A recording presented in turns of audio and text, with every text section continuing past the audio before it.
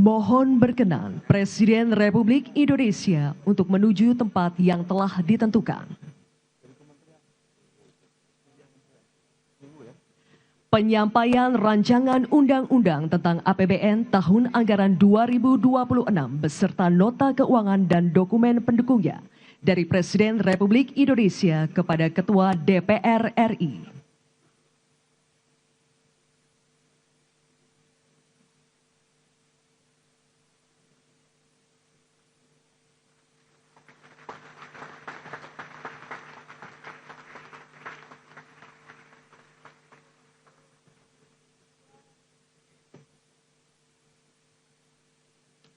Penyampaian permintaan pertimbangan DPD RI atas rancangan undang-undang tentang APBN tahun anggaran 2026 beserta nota keuangan dan dokumen pendukungnya dari Ketua DPR RI kepada Ketua DPD RI.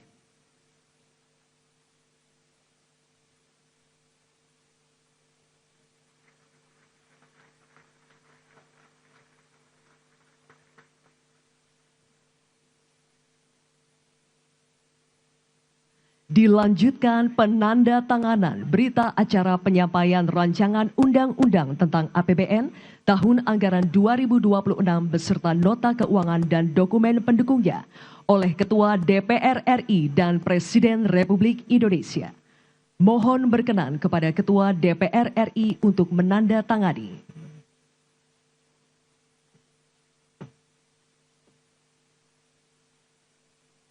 Mohon berkenan kepada Presiden Republik Indonesia untuk menandatangani.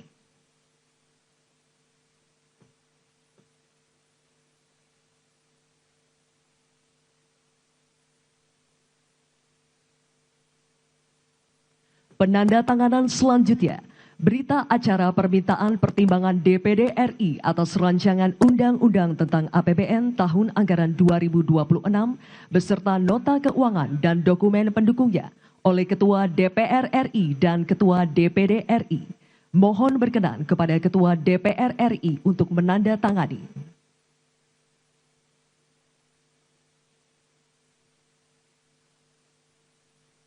Mohon berkenan kepada Ketua DPD RI untuk menandatangani.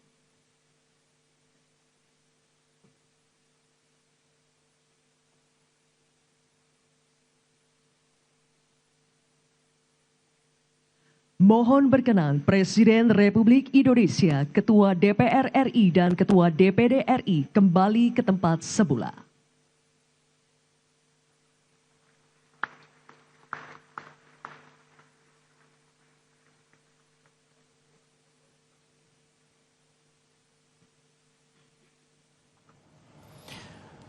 Saudara, itu tadi kita sudah mendengarkan pidato Presiden Prabowo Subianto terkait dengan RAPBN dan juga nota keuangan tahun 2026. Untuk membahas hal ini di studio Kompas TV telah hadir dua narasumber kita.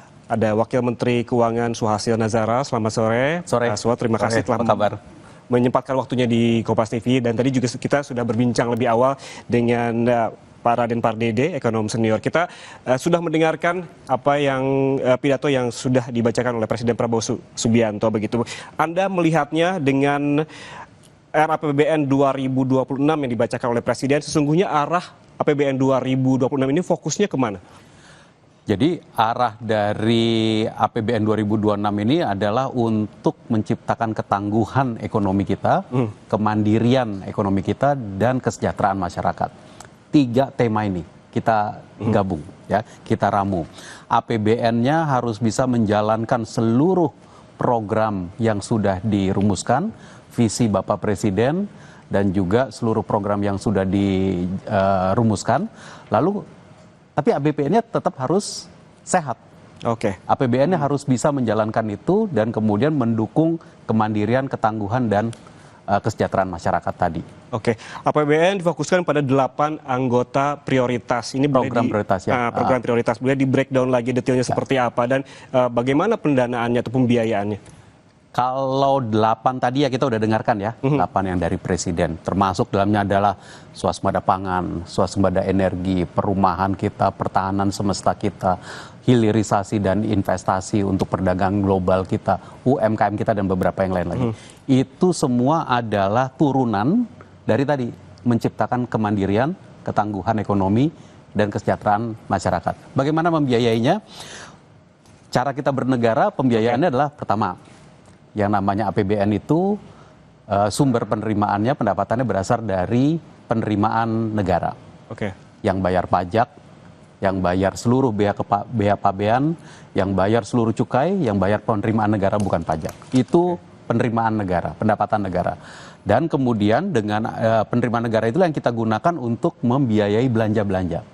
Jika ada defisit, dan tadi disampaikan oleh Bapak Presiden, defisit kita perkirakan 2,48% dari produk domestik bruto tahun 2026.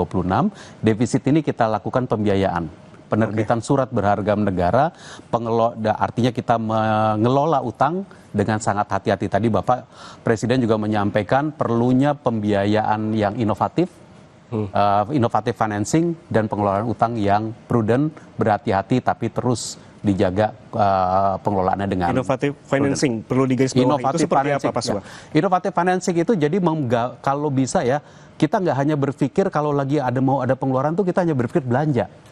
Belanja. Bisa nggak kita gabung? Partisipasi dari masyarakat, partisipasi dari dunia usaha. Public-private partnership. Kerjasama pemerintah dan badan usaha. Blended finance dengan internasional.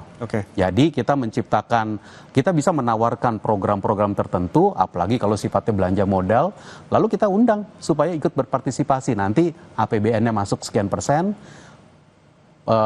badan usaha masuk sekian persen, lalu kemudian dunia swasta masuk sekian persen, internasional masuk sekian persen. Apalagi sekarang kita punya Danantara, yang kemudian nanti akan menjadi pengelola investasi hilirisasi kita. Oke, masih terkait dengan fokus pada 8 agenda prioritas. Salah satunya terkait dengan makan bergizi gratis begitu. Kita tahu bahwa anggarannya itu sangat besar begitu. Ini kalau pertanyaannya terkait pos alokasi belanja, jenis belanja yang mana? Kita ketahui bahwa jenis belanja itu ada pegawai, barang. Apakah ini masuk ke belanja lainnya? Karena kalau saya lihat data dari 2004 ke 2025 ada peningkatan yang cukup signifikan, sekitar 2 kali lipat, 300 triliunan kalau tidak salah. Apakah MBG akan masuk ke sini, Koperasi Desa akan masuk ke sini, atau seperti apa?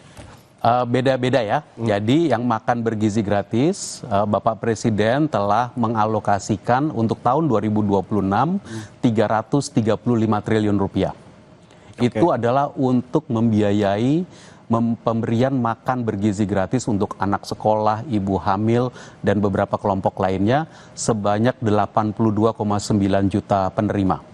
Di tahun 2026. 2025 ini juga harusnya sudah 82,9. Tadi kan dilaporkan sudah 20 juta ya.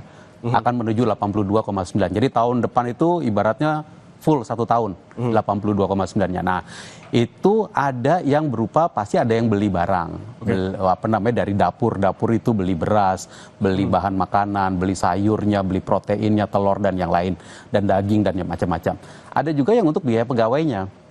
Kan ada sejumlah pegawai yang harus dipekerjakan, sejumlah dapur mempekerjakan pegawai, berarti ada belanja pegawainya di situ.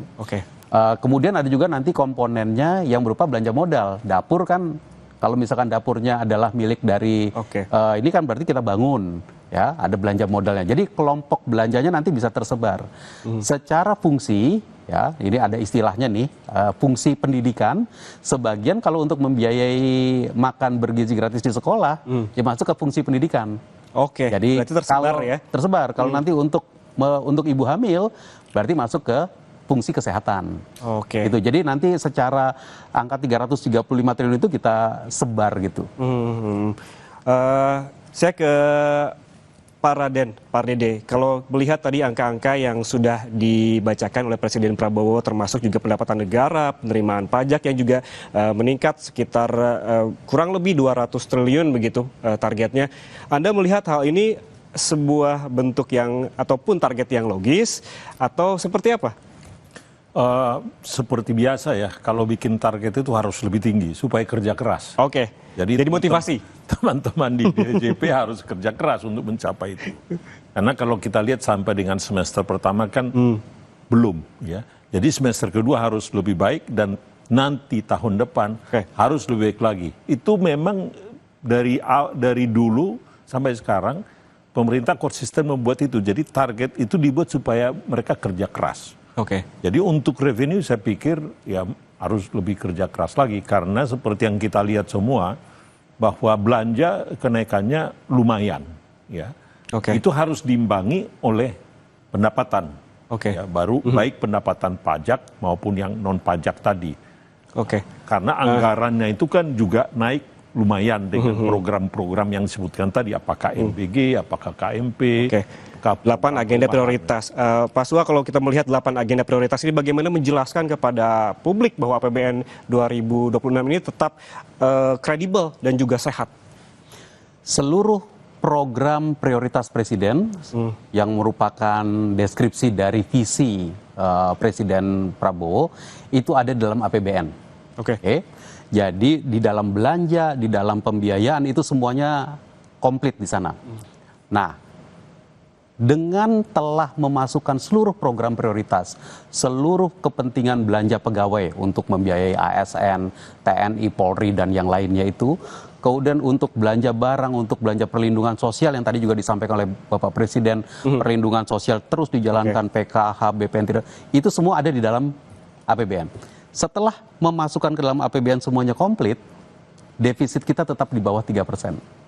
Ini APBN yang sehat dan ini kita tak pasti akan terus diperhatikan oleh perekonomian, oleh para investor dan juga oleh dunia internasional. Apakah seluruh program ini telah dimasukkan dan tetap bisa menciptakan APBN yang kredibel? Oke, anggaran pemerintah pusat sudah kita bahas tadi begitu. Di sisi lain ada juga anggaran untuk daerah begitu. Daerah juga butuh hidup, Pak Sua. Apa kabar dengan TKDD? Ini bagaimana strateginya dengan uang yang ada? Daerah juga tetap punya daya dorong untuk pertumbuhan ekonomi begitu di tahun 2026. Ya. Jadi ya, tadi ada satu narasi Bapak Presiden yang mengatakan bahwa kalau kita melihat APBN, lihatlah secara keseluruhan. Belanja itu. Jangan dikotak-kotakan nih kalau saya teruskan ya. Jangan dikotak-kotakan ini belanja pemerintah pusat, ini belanja pemerintah daerah. Seluruh APBN itu adalah belanja untuk rakyat. Seluruh APBN adalah belanja untuk masyarakat Indonesia. Artinya apa? Ada yang lewat APBD. Masuk ke dalam anggaran pendapatan belanja daerah, tapi jangan salah juga, belanja pemerintah pusat adalah belanja untuk rakyat. Apa itu? Kalau kita bilang belanja pemerintah pusat 335 triliun untuk makan bergizi gratis, itu adalah untuk rakyat seluruh Indonesia. Kalau kita bilang subsidi dan kompensasi energi, subsidi kompensasi listrik, pupuk, KUR, itu akan berlangsung di seluruh Indonesia.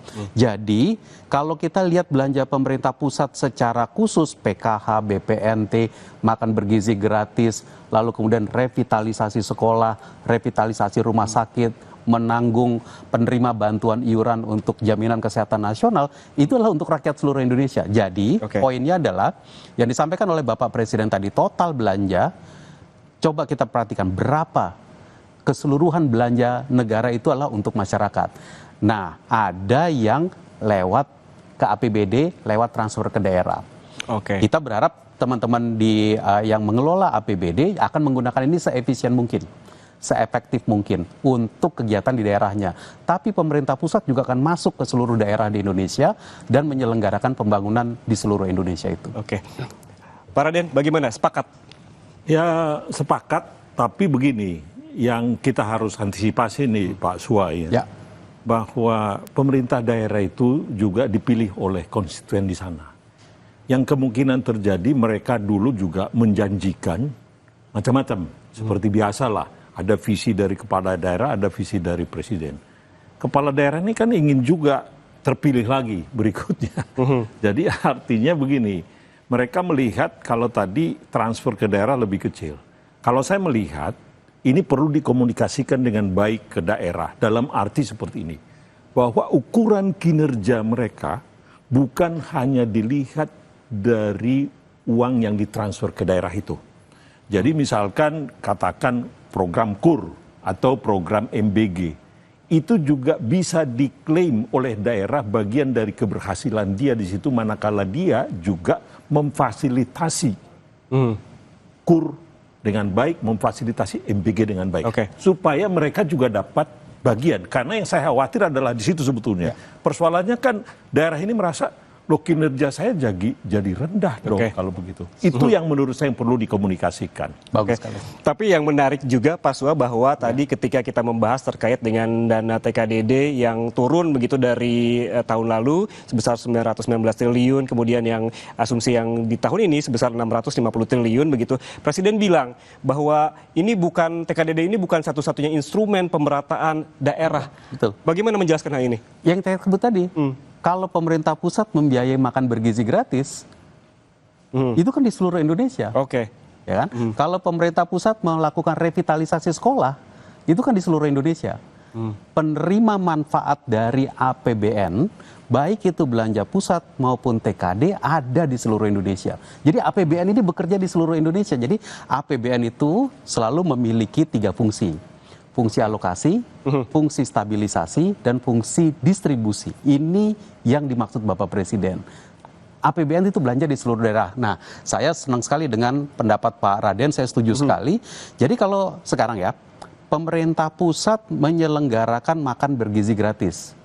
Keberhasilan MBG di suatu daerah itu juga adalah performance kinerja dari pemerintah daerah setempat. Apalagi kalau dia membantu, menyediakan, memfasilitasi, memastikan bahwa anak sekolahnya ikut, lalu kemudian pekerjanya ikut. Ini kan keberhasilan kita bersama. Saya sepakat sekali ini perlu kita komunikasikan dengan baik ke depan. Kita bergeser Pak Sua ke target penerimaan pajak. Ini bagaimana target penerimaan pajak ini meningkat dari 2.490 triliun di tahun lalu, pada tahun depan 2026 2.692 triliun.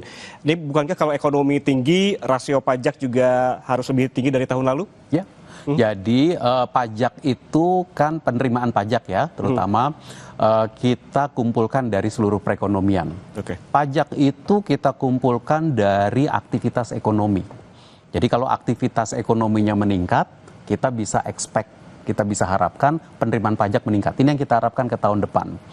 Penerimaan pajak bukan hanya satu-satunya, ada penerimaan kepabeanan dan cukai juga. Kalau penerimaan kepabeanan dan cukai itu yang paling utama adalah biaya keluar, biaya masuk, dan juga cukai hasil tembakau, dan juga beberapa cukai yang lain, minuman beralkohol itu juga ada cukainya. Nah, kita harapkan bahwa ke depan kita akan menerima cukup ya pendapatan negara. Tapi ada satu lagi, yaitu penerimaan negara bukan pajak, PNBP, yang isinya kombinasi ini dari sumber daya alam kita. Ada PNBP berupa royalti, penjualan hasil tambang, dari kegiatan-kegiatan layanan, itu ada penerimaan negara bukan pajak, kayak kita bayar SIM, atau kita ada yang bayar visa, itu penerimaan bukan pajak.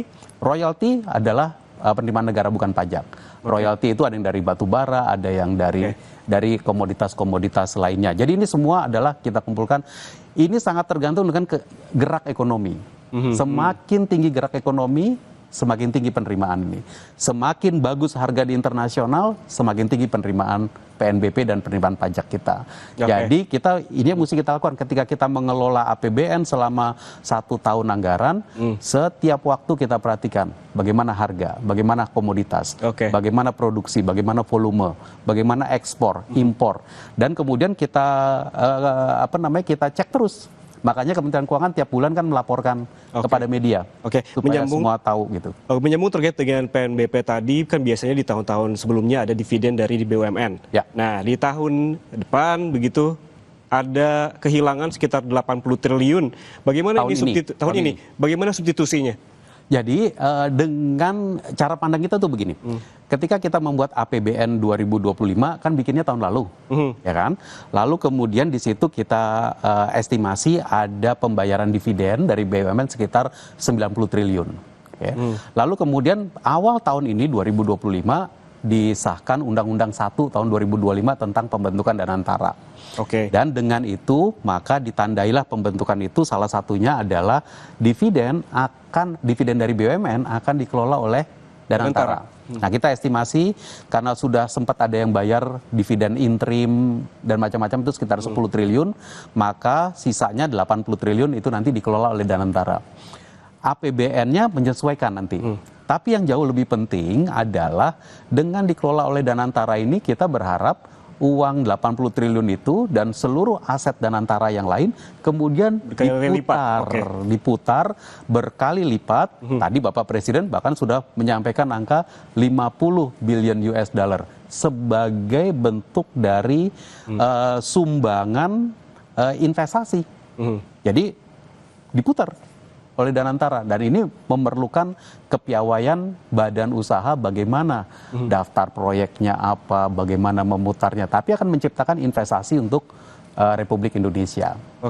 Kalau menurut Pak Raden bagaimana kehilangan 80 triliun dari dividen BUMN menuju ke Danantara, penggantinya kalau menurut Anda? Kalau menurut saya sih 80 triliun kecil dibandingkan dengan penerimaan pajak.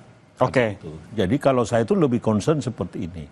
Kalau kita lihat tadi, kenaikan dari penerimaan pajak itu adalah 12,8 ya, 12,8 masalah. Nah, pertumbuhan ekonomi kita itu kan 5,4. Ditambah inflasi itu sekitar 2,5, berarti 7,9. Ya. Jadi sekitar ada kekurangan itu sekitar 5% lebih. Ya, sekitar 5% lah. Ini 4,9% persisnya. Yang harus nggak bisa lagi Kementerian Keuangan dalam hal ini Dirjen Pajak business as usual.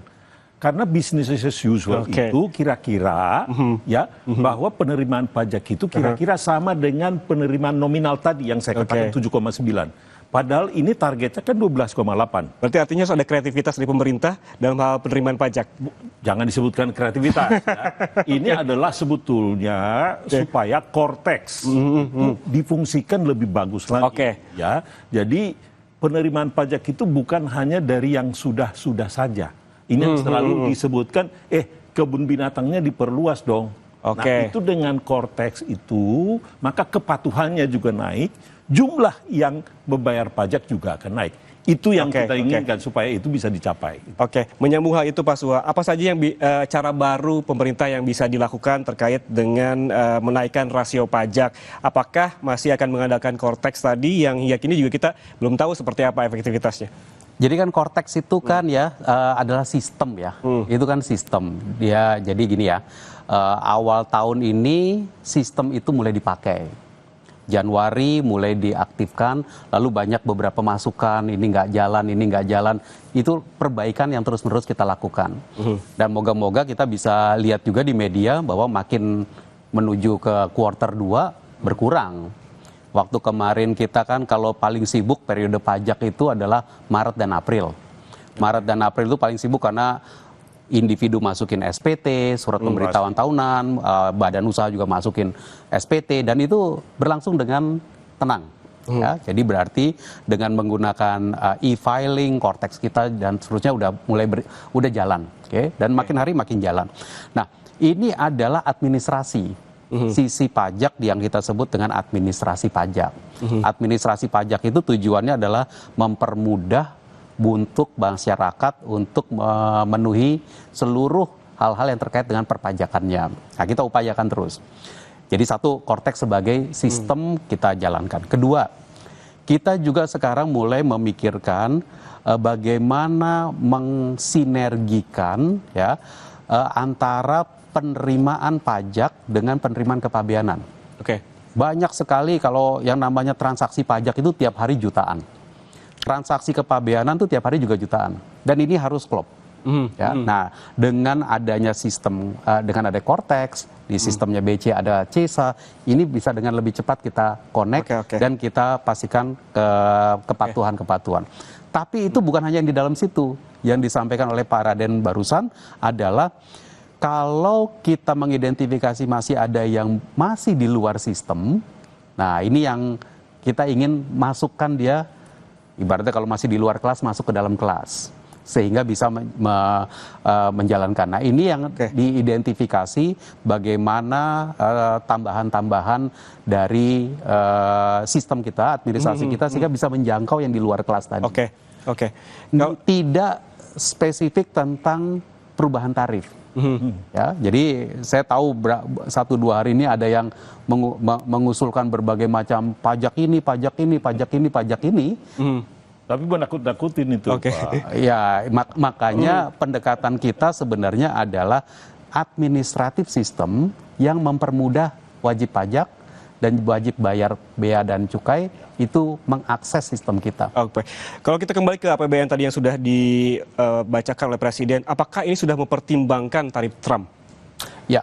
Jadi kita pertimbangkan. Jadi yang disampaikan Bapak Presiden tadi ya, kita ini bahkan pidato tadi pagi juga. Pidato tadi pagi itu Bapak Presiden menguraikan prinsip beliau adalah 1000 teman itu masih kurang, 1 lawan itu terlalu banyak. Tadi pagi beliau menyampaikan itu. Sehingga dengan Amerika ini memang kita melakukan negosiasi yang sangat intens dari sejak awal. Kita dikatakan naik 10 semuanya, naik ke 32 katanya. Lalu ini termasuk nih tempatnya Pak Raden sangat intens memikirkan bagaimana ya menyetel diskusi dengan Amerika Serikat. Dan terakhir kita mendapatkan yang 19%. Dan kita bandingkan, kalau udah dapat 19% kita bandingkan dengan negara-negara lain. Karena 19% ini membuat yang namanya Indonesia posisi relatifnya jadi berbeda dengan negara lain. Ada negara yang lebih tinggi. Nah, kita mesti lihat itu pesaing kita kalau dapat tarif lebih tinggi, artinya kita punya kesempatan. Dengan negara lain yang tarifnya mungkin setara dengan kita artinya masih harus terus memacu efisiensi kita. Produktivitas kita. Dan kemudian langkah berikutnya adalah memperluas pasar. Bapak Presiden menyampaikan dengan Eropa kita sudah memiliki kesepakatan. Artinya pasar kita menjadi lebih luas. Target-target pasar kita bisa lebih banyak dan moga-moga nanti bisa diisi oleh seluruh pengusaha kita. Oke, masih kembali kita ke permasalahan belanja. Tadi kita membahas di awal soal 8 program prioritas dari Presiden Prabowo Subianto yang memang membutuhkan biaya ataupun dana dan anggaran yang banyak sekali begitu. Apabila fokus dari anggaran terhadap 8 program tersebut, bagaimana dengan belanja-belanja lainnya seperti belanja kementerian dan juga lembaga begitu, belanja pertahanan, pendidikan dan lain-lain? Belanja yang namanya belanja MBG itu kan belanja kementerian, namanya Badan Gizi Nasional. Belanja pendidikan yang namanya revitalisasi sekolah yang tadi disebut oleh Bapak Presiden, belanja untuk guru, untuk yang lain itu kan belanjanya Kementerian Pendidikan Dasar dan Menengah. Belanja untuk sekolah rakyat ada di Kementerian Sosial saat ini. Jadi kementerian dan lembaga itu ya menjalankan pekerjaan yang diperintahkan oleh Bapak Presiden. Kemudian kalau untuk pertahanan semesta, Bapak Presiden perintahnya adalah kepada Kementerian Pertahanan, kalau untuk Kamtipmas kepada Polri, kalau untuk yang lain lagi untuk sistem peradilan, ada kejaksaan dan lain. Itu kan semua adalah lembaga-lembaga kementerian dan lembaga negara. Jadi kalau kategorinya itu belanja pusat gitu ya. Belanja KL, belanja pusat untuk rakyat. Menjalankan program untuk rakyat tadi. Tadi juga sempat dibahas begitu dari 8 agenda prioritas ini agar tetap kredibel dan juga sehat begitu. Kalau kita melihat juga apa yang disampaikan oleh Pak Prabowo terkait juga dengan di luar itu ya, terkait dengan efisiensi yang akan dilanjutkan di kementerian dan juga lembaga. Sebetulnya kalau dilihat satu semester inilah paling tidak Pak Sua, itu seberapa efektif dari efisiensi ini di kementerian dan juga lembaga? Kita perintah untuk melakukan efisiensi itu kan dilakukan oleh Bapak Presiden dalam Inpres 1 2025 bulan Januari. Kita sisir. Ya. Ada beberapa kata kunci yang kita pakai untuk menyisir anggaran-anggaran kementerian dan lembaga itu. Bapak Presiden tadi sudah menyebutkan beberapa. Ada perjalanan dinas, ada konsultan, ada alat tulis, ada perayaan. Itu kita sisir dan kita lihat kalau yang memang tidak perlu ya kita lakukan pemblokiran. Ini kita lakukan pada bulan Februari. Ya. Nah ini kan banyak kementerian yang lalu melakukan adaptasi. Ya, adaptasi. Nah, tapi pada sekitar bulan Maret, awal Maret, kami Kementerian Keuangan telah menyampaikan juga kepada Bapak Presiden, perintah Inpres 1 2025 telah kami selesaikan. Kita melakukan pemblokiran anggaran, pemblokiran pencadangan totalnya 300 triliun lebih. Nah, bersama dengan itu kita juga menanyakan kepada Bapak Presiden, Bapak, arahannya bagaimana? Nah, arahan Bapak Presiden ketika itu adalah silahkan direalokasikan lagi, direfocusingkan lagi untuk kegiatan-kegiatan prioritas. Nah, mungkin setelah Februari kita ketemu kan beberapa arahan yang prioritas baru, MBG disiagakan. Kami menyiagakan untuk MBG tahun ini masih. Kita masih lihat yang 71 triliun sekarang sudah ada di BGN, tapi kita menyiagakan lagi kalau diperlukan peningkatan. Kita mendapat arahan bangun sekolah rakyat. Kita menyiagakan lalu kita ambilkan dari situ. Ini yang disebut dengan realokasi, refocusing anggaran. Inpres satunya memberikan kita dasar untuk itu. Nah, ke depan kita menginginkan yang namanya kementerian lembaga, karena sekarang ini sedang bicara RAPBN 2026, kemudian enggak luntur itunya. Efisiensi yang kemarin. Jadi kita tegaskan lagi dalam peraturan Menteri Keuangan, ke depan kita akan tetap melihat, pastikan perjalanan dinas itu efisien.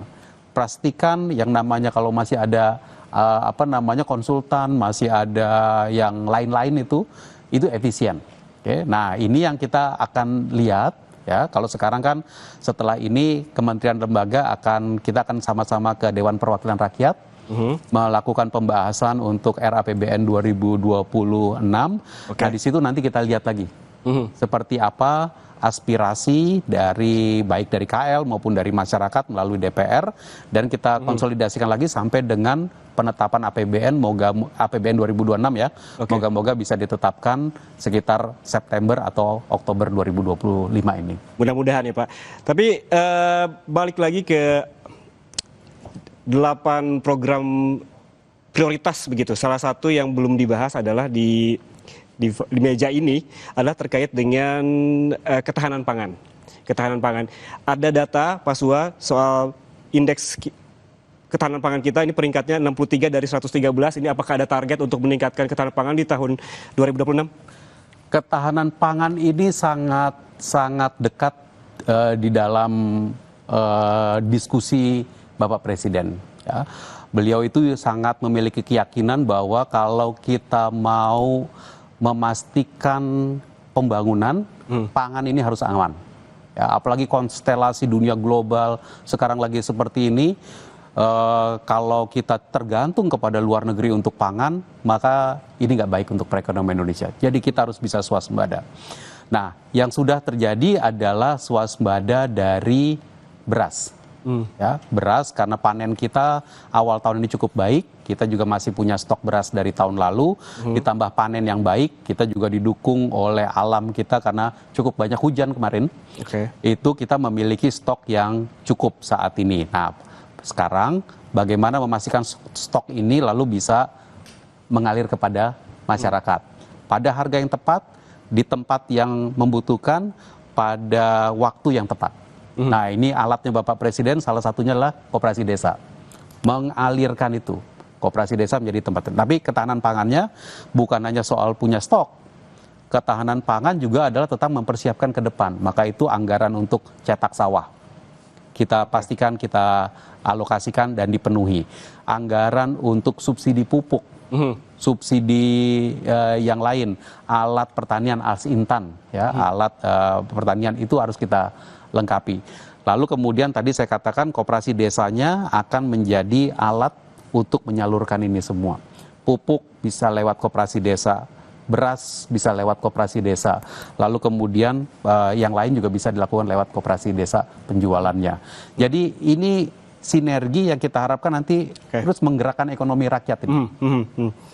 Saya ke Pak Raden, apakah pada tahun 2026 masih perlu pemerintah memberikan ataupun justru meningkatkan insentif-insentif pada tahun 2026 seperti contohnya tarif listrik lah, menurut Anda? Kita harus lihat, menurut saya harus dilihat situasi ekonomi 2026-nya. Jadi yang dikatakan tadi bahwa dia harus adaptif terhadap situasi.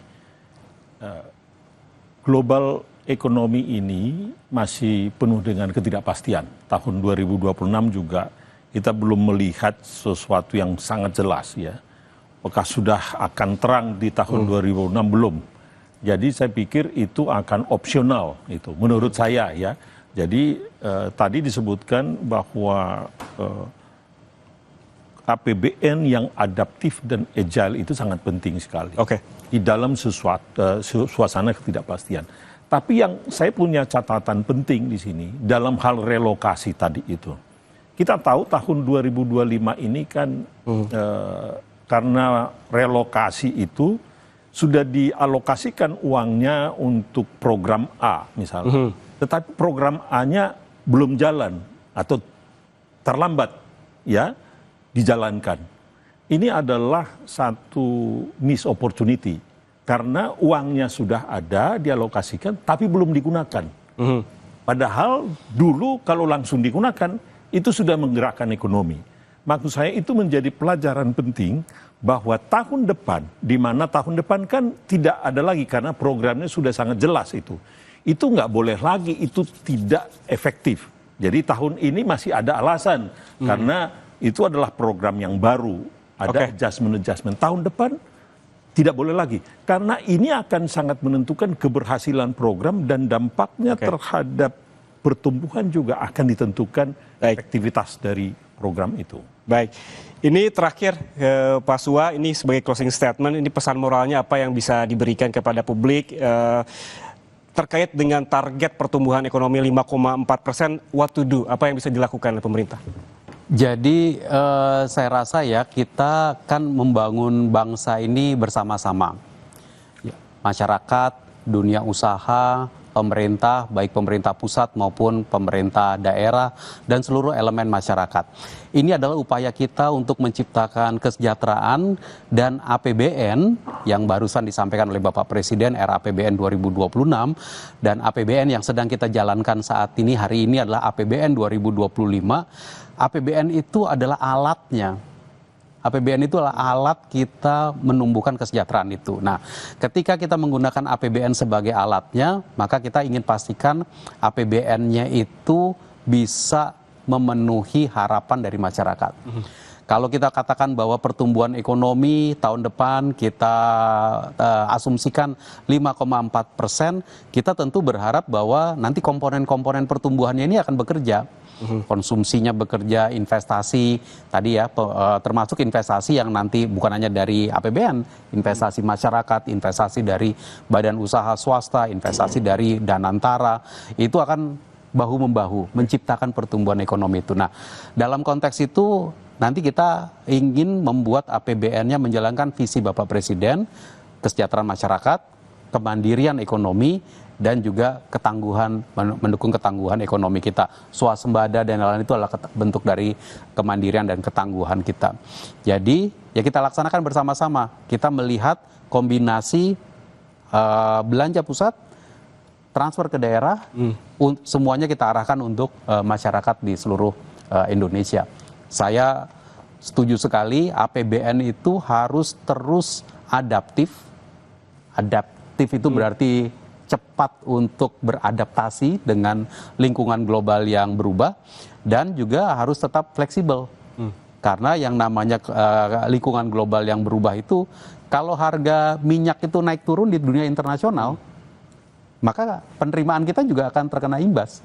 Nah, adaptifnya kita itu adalah ngelihat di mana titik-titik yang harus kita amankan. Ini menjadi PR kita terus ke depan. Oke, berarti seiring dengan juga statement dari Pak Presiden tadi ya bahwa APBN itu harus semakin memudahkan hidup rakyat begitu ya. Terima kasih narasumber yang telah hadir di studio Oren Kompas TV hari ini, Pak Suhasil Nazara, Wakil Menteri Keuangan atas penjelasan lengkapnya hari ini, dan juga Pak Raden Pardede, ekonom senior yang juga telah memberikan insight-nya pada hari ini. Saudara, dengan ini kami tutup program laporan khusus mengawal pidato Presiden RAPBN dan juga Nota Keuangan 2026. Saya Yan Rahman pamit undur diri, terima kasih atas kebersamaan Anda, sampai jumpa.